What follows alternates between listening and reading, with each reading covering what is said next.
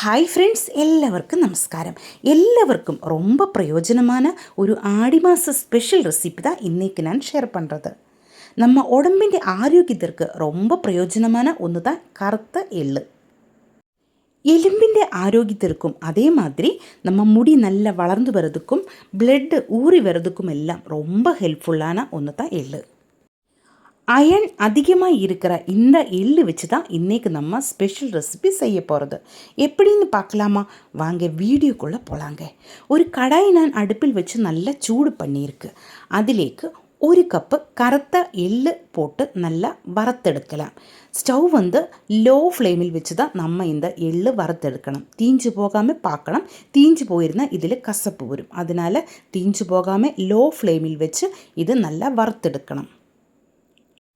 ஆடி மாதத்தில் கண்டிப்பாக சாப்பிட வேண்டிய ஒன்று தான் எள்ளும் அவலும் சேர்த்து தயார் பண்ணுற இந்த ரெசிபி.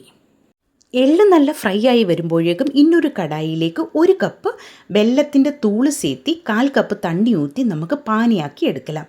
ഉങ്ക കയ്യിൽ വെള്ളത്തിൻ്റെ തൂൾ ഇല്ലെന്നാ 150 ഗ്രാം വെള്ളം 1/2 കപ്പ് തണ്ണി ஊற்றி பானியாக்கி எடுத்துக்கோங்க. நல்லா கொதிக்க விட்டு கரெக்டாக பானியாக்கி எடுக்கலாம். இப்போ நம்ம எள்ளு நல்லா வெடிச்சு வந்துட்டே இருக்குது பாருங்க. தீஞ்சு போகாமல் கரெக்டாக இதே மாதிரி கலரு விட்டு நமக்கு ஃப்ரை ஆக்கி எடுக்கலாம்.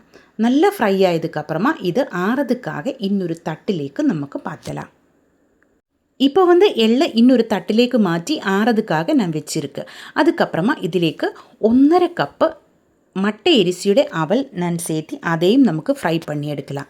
லோ ஃப்ளேமில் வச்சு தான் நம்ம அவலை ஃப்ரை பண்ணி எடுக்கணும். தீஞ்சு போகாமல் பார்க்கணும். இந்த கப்பில் தான் 1/2 கப்பு அவல் எடுத்திருக்கு. மட்டை அரிசியோட அவல் தான் இந்த ரெசிபிக்கு நல்லாயிருக்கும். இது நல்லா ஃப்ரை ஆக்கி எடுத்துக்கோங்க. மட்டை அரிசியோட அவலை ஆன்லைனில் நமக்கு வாங்கிறதுக்கு கிடைக்கும். அதே மாதிரி பெரிய சூப்பர் மார்க்கெட்டுகளிலெல்லாம் மட்டை அரிசியோட அவலை வாங்கிறதுக்கு கிடைக்கும்.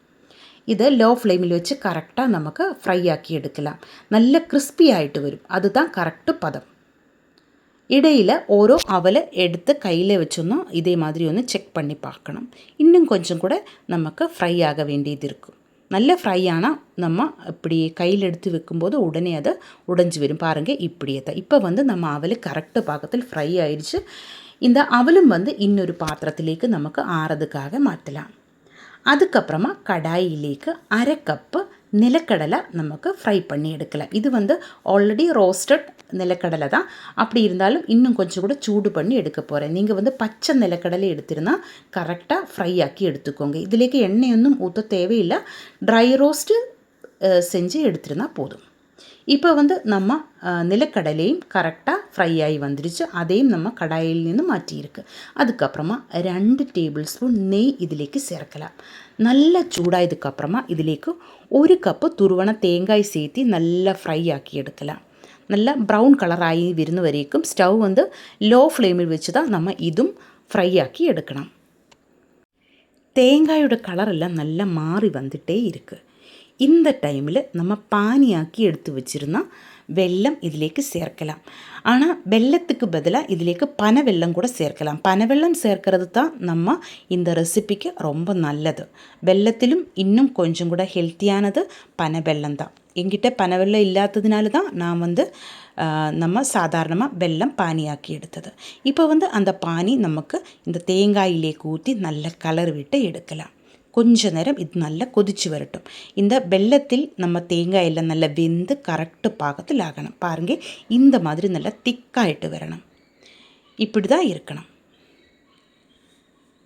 அதுக்கப்புறமா இந்த டைம்லெல்லாம் நான் ஸ்டவ் மீடியம் ஃப்ளேமில் வச்சுருக்கு. அதுக்கப்புறமா இதிலேக்கு 1 டீஸ்பூன் சுக்கு தூளை இதிலேக்கு சேர்க்கலாம். அதே மாதிரி 1 டீஸ்பூன் ஏலக்காய் தூளும் சேர்க்கலாம். ஒரு வாசமும் டேஸ்ட்டும் கிடைக்கிறதுக்காகத்தான். அதையும் சேர்த்ததுக்கப்புறமா நமக்கு நல்ல கலர் விட்டு எடுக்கலாம். இப்போ பாருங்கள், நம்ம வெல்லம் கரெக்டாக நல்ல திக்காயிட்டு வந்துருச்சு. இந்த டைமில் தான் நான் ஏலக்காய் தூளும் அதே மாதிரி சுக்கு தூளும் சேர்த்தி இருக்கிறது. ஸ்டவ் இந்த டைமில் லோ ஃப்ளேமில் வைக்கணும். இனி நம்ம ஹை ஃப்ளேமில் வைக்கக்கூடாது. லோ ஃப்ளேமில் வச்சு நல்ல கலரை விட்டு எடுத்துக்கோங்க. ஒரு 1/4 டீஸ்பூன் ஏலக்காய் தூள் கூட நான் எக்ஸ்ட்ரா சேர்த்திருக்கு. நல்ல ஒரு வாசம் கிடைக்கிறதுக்காகத்தான். இப்போ ஸ்டவ் ஆஃப் பண்ணியிருக்கு. இனி நமக்கு எள்ளும் அவலும் இதிலேக்கு சேர்த்து மிக்ஸ் பண்ணி எடுக்கலாம். எள்ளும் அவலும் நல்லா ட்ரை ஆகிட்டு கிடைக்கிற மாதிரி இருந்திருந்தால் நம்ம பானி வந்து இவ்வளோ திக்காகிட்டு இருக்கும்போது எள்ளும் அவலும் இதுலேக்கு சேர்த்து மிக்ஸ் பண்ணி எடுக்கலாம். இது வந்து உங்களுக்கு பிடிக்கலைன்னா ஒரு 2 நிமிஷத்துக்கு முன்னாடி கூட, அதாவது நம்ம பானி இவ்வளோ திக்காகிறதுக்கு முன்னாடி எள்ளும் அவலும் சேர்த்து மிக்ஸ் பண்ணி எடுக்கலாம். எனக்கு வந்து ஒரு அவலை இன்னொரு அவலில் ஒட்டி பிடிக்காமல் நல்ல ட்ரை ஆகிட்டு கிடைக்கிறது தான் பிடிக்கும். அதனால தான் நான் பானி இவ்வளோ திக்காயதுக்கப்புறமா இது சேர்த்து மிக்ஸ் பண்ணி எடுத்தது. எள்ளு வந்து இன்னும் கொஞ்சம் அதிகம் சேர்த்திருந்தால் கூட நல்லாயிருக்கும். 1 கப்பு எள்ளுக்கு பதிலாக 1.5 கப்பு எள்ளு கூட சேர்க்கலாம், நல்லாயிருக்கும். நான் வந்து 1 கப்பு தான் சேர்த்தியிருக்கு.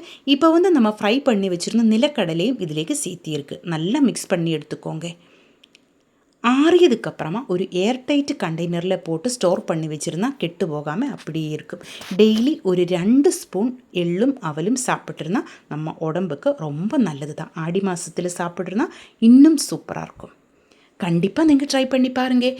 இந்த வீடியோ உங்களுக்கு பிடிச்சிருந்தால் சேனல் சப்ஸ்கிரைப் பண்ணுங்கள், லைக் பண்ணுங்கள். கேரளா ரெசிபீஸ் பிடிக்கிற ஃப்ரெண்ட்ஸுக்கெல்லாம் நீங்கள் இந்த வீடியோ ஷேர் பண்ணி கொடுங்க. ஹைப் ஆப்ஷன் ப்ரெஸ் பண்ணி எனக்கு கொஞ்சம் சப்போர்ட் பண்ணுங்கள். உங்களுடைய ஃபீட்பேக்கு கமெண்ட்டில் எழுதி போடுங்க.